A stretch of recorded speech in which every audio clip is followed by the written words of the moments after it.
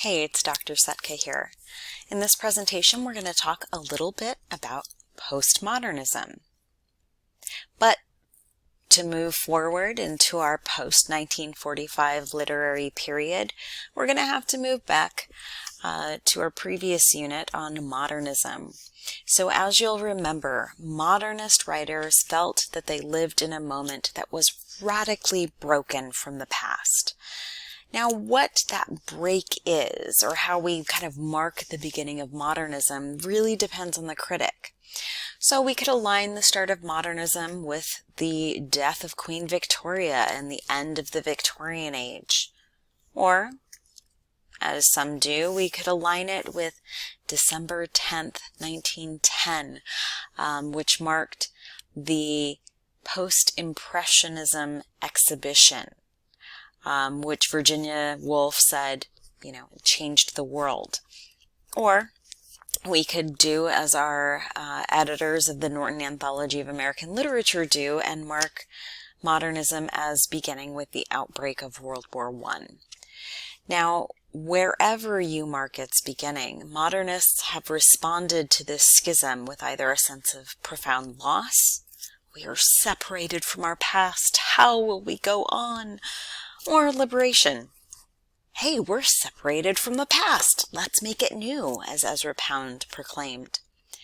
The movement is characterized by alienation from tradition, aesthetic self-awareness, stylistic experimentation, elitism, and paradoxically, democratization, and defamiliarizing the world in a way that makes it more real.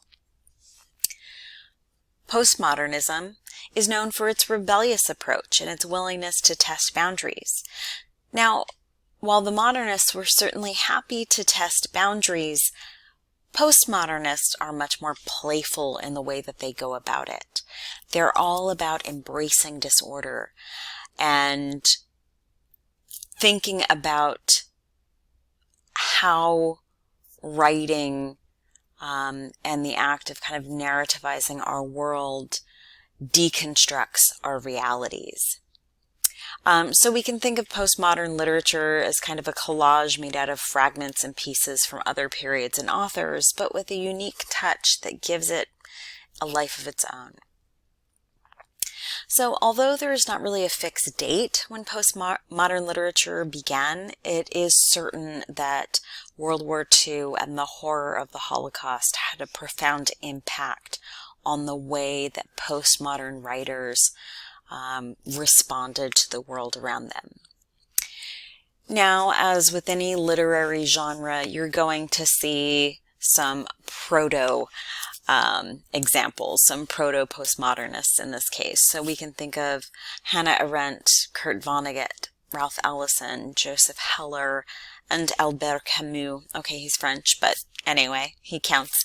As proto-postmodernists, as people who are doing the postmodern thing prior to the end of World War II.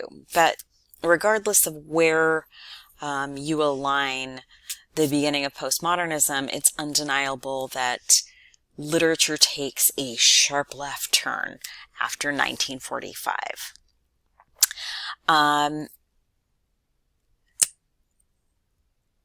We will be talking a little bit, or actually a lot, about the influence of economic theories on postmodernist literature, but one of the terms you're going to hear a lot is this concept of late capitalism, which really comes into being after World War II. All you have to think of is the kind of hyper-consumer culture that we see in the 1950s that is so beautifully showcased in television series like Mad Men to get a sense of that. But let's move on to the cultural conditions of postmodernism. I really enjoy this infograph, if you will, that kind of contrasts the pre-modern, the modern, and the postmodern. The pre-modern ideal, which we can mark as prior to World War I, is kind of like, okay, there's this narrative, religion or science, whatever it is, tells us that this is the way the world is. Modernism sees, the sky's the limit, anything's possible, mankind is just getting better and better and better. And then postmodernism, basically like an ink blot. So that straight line has become kind of like the atomic bomb, right? Destroying everything we thought we knew about life and meaning. So one of the things that we will talk about, or that you'll hear scholars talk about with regard to postmodernism, is the idea that this period of literature is one in which we see the rejection of grand narratives. A philosopher named Jean-François Lyotard argued that in the contemporary period, so he's writing in the mid-70s, humans, and he's talking mostly about white people from Western Europe and Americans, have grown resistant to grand narratives like religion and science. These organizing and totalizing narratives are just stories that we tell ourselves to make sense of the world, and they no longer hold a privileged position in constructing our reality. And all you have to do is look at the news coverage of a single event from MSNBC and compare it with Fox News, and you will see this idea of kind of alternate realities. Right? I think we're all kind of familiar with that concept, certainly in our political climate. We also will see postmodernism linked quite frequently with post-structuralism, which was or is a philosophical school of thought associated with the French dudes, Jacques Derrida, Michel Foucault, Jacques Lacan, who really kind of reject theories of metaphysical origins, and they insist on multiple meanings, multiple possibilities, and I think in some cases have been accused of moral relativism. But they really kind of open up interesting possibilities for seeing the world and for deconstructing texts. And in fact, that word deconstruct, the idea of picking things apart, taking the whole apart to look at its pieces and to explore the meanings of those pieces, come from post-structuralists like Derrida. Another thing that we talk about when we think about postmodernism is contemporary economic theories. The word that you'll hear most closely associated with conversations about postmodernism and what postmodernist literature often critiques is neoliberalism, which is a new order of capitalism that arose in the 1970s and which has had a drastic impact on the way that we imagine ourselves and the world around us. The move toward an information economy, globalization, entrepreneurship, customizable production of goods, all of these things fracture a sense of mass community. We also encounter a lot of ontological questioning. Ontology is a branch of philosophy that studies concepts such as existence, the nature of being, becoming, and reality, right? So light reading, light stuff. It includes questions of how entities are grouped into basic categories and which of these entities exist on the most fundamental level. So when we talk about ontological questioning, you can think of this list of questions in front of you as kind of capturing this anxiety. Which world is this? What is to be done in it? Which of myselves is to do it? What is a world? What kind of worlds are there? How are they constituted, and how do they differ? What happens when different kinds of worlds are placed in confrontation, or when boundaries between worlds are violated? What is the mode of existence of a text, and what is the mode of existence of the world or worlds it projects? How is a projected world structured? So the model genre here, of course, is speculative fiction, which includes science fiction, right? So any science fiction text or film or television series is kind of capturing the essence of the kind of ontological questioning that postmodernism as a whole pushes us to consider. So now we're going to move to discussing the principal characteristics of postmodern literature, the primary features. So the first thing that you're going to see a lot of in postmodern texts is something we call intertextuality. So this term refers to the connections between texts, including the various ways in which one text references another or many others. So there are all kinds of techniques that the authors can use in order to highlight these links, including pastiche, which we'll talk about momentarily, parody, quotations, and direct references, as well as subtler nods to other material. What these techniques all have in common is that they're examples of intertextuality. If you've ever watched an episode of The Simpsons and have noted the way that The Simpsons makes references to other films, other television shows, popular ideas, classic literature, all of that is classic intertextuality. The next characteristic of postmodern literature is metafiction. So the word metafiction points out to the kind of text that emphasizes its status as a text. Metafiction is aware of the fact that it's fiction, so some literature may aim to be naturalistic or realistic, but postmodernism, rather than hiding its fictional characteristics, flaunts them. So this kind of self-awareness is very important in postmodernism. So an easy example of this would be texts that include writers who are writing texts that are embedded in the work that you're reading. So if any of you have read the graphic memoir Mouse, which is written by a graphic artist who's writing a transcript of his father's Holocaust testimony, and he's periodically writing about the fact that he's writing and highlighting all of the struggles that he's having as a writer. That's classic metafiction. Pastiche, I mentioned this earlier. This is the literary equivalent of a collage. It's about creating something by drawing on what already exists. So what pastiche does is to imitate other texts or genres, and the postmodern author can mimic as many genres as they like. So I referenced The Simpsons earlier. Here we have Homer Simpson imitating Edvard Munch's classic painting, The Scream, right?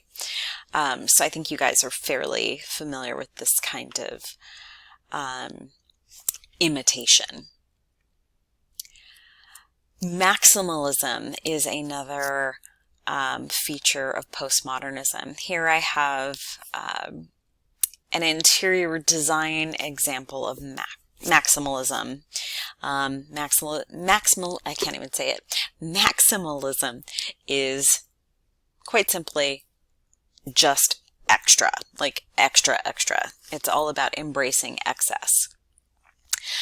Since postmodernism doesn't stick to any hard and fast rules, its texts can be any length, and often they can be quite long.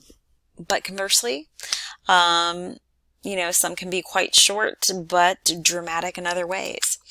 It doesn't stick to traditional ideas about plotting and narrative structure either, which means that authors are more likely to take diversions and explore other themes and subplots. If any of you have read Toni Morrison's Beloved, you'll be familiar with this idea of like multiple subplots, quick and unexplained detours, if you will, in the narrative. Irony and hyperreality. So, if you've ever taken a literature class, you're familiar with the idea of irony. It's not exclusive to postmodernism, but postmodern authors excel at it, and it is an important feature of postmodern texts.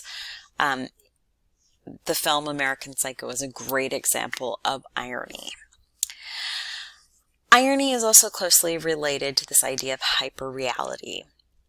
So concepts like originality and authenticity have been widely explored in literature, but for postmodernists, there's nothing that is truly original anymore. In this view, art and literature are created by reworking existing texts and ideas. This lack of authenticity, or concepts like reality and truth, do not matter for postmodern authors. They take it as a given and they work from there. So postmodernism can be interpreted both as a thrill and the demise of civilization. I have here a map of Disneyland. If any of you go on to take a philosophy class, you'll probably run into the work of Jean Baudrillard, who wrote a famous series of critiques of Disneyland. But if you know anything about the history of Disneyland, you'll know that its different parts are modeled on different historical landmarks, different literary, cultural landmarks. Sleeping Beauty's castle is modeled on a castle in Bavaria. And it's so real as to make the originals appear pale or almost fake by comparison. So a great example of this is when I went to Paris for the first time and I emerged from the metro station, went up the escalator and came out into the streets of Paris. And it was so beautiful and so perfect. And I thought, oh my God, it's just like Main Street in Disneyland. Maybe that's the Californian in me, but it was, tragic how this simulation of reality in some ways seemed more real, than its inspiration. Another common feature in postmodern works is paranoia. So in order to understand the paranoia present in postmodern literature, we have to provide some socio-historical background. Postmodernism grew out of a mid-late 20th century setting in which technology, consumerism, and the media were all growing immensely. As the world entered a new era of mass communication and technology, technoculture, authors started to get a little worried, right? But postmodernists had more factors on their side. The Cold War was happening also. So technology and a war of distrust triggered the thought that Big Brother was watching. So the dystopian idea that you're being controlled, that your life isn't your own, is an important matter of concern for postmodernists, whose major concerns involve personal freedom and even, a fear of chaos. The order being imposed on the world around them, be it through technology or spies, was enough to greatly influence their works. So the paranoia that we see can be related to concerns about the dominance of capitalist ideologies in our life. So you see this in novels and film adaptations like Fight Club and American Psycho, and in works that explore technological advances and the dangers of those advances. So anything by Ray Bradbury, or films like Blade Runner, Matrix, The Minority Report.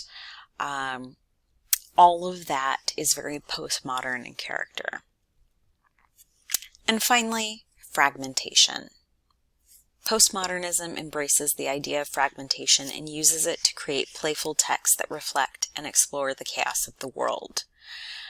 Fragmentation allows postmodern authors to play around with time and place in their works. Of course, this isn't necessarily new. We see this in modernism as well. So if you've read anything by James Joyce, like Ulysses, for example, or the works of William Faulkner, who was a huge inspiration for Toni Morrison in the late 20th century, you'll see some continuity with this idea of fragmentation. But narratives that are not chronological, that switch between narrative perspectives without warning. All of this is very characteristic of postmodern literature. And that concludes this presentation on postmodernism. If you're feeling like it's still a little nebulous, you're not alone. I invite you to Google any video on YouTube and you'll see people mostly talking about how postmodernism is so vague that it's something that intellectual posers will talk about. But it is a literary genre in addition to being a philosophical idea and fodder for posers. Don't be discouraged. I hope you enjoy the works that we're encountering in this unit on postmodernism. And as always, I'm here to answer questions if you have them.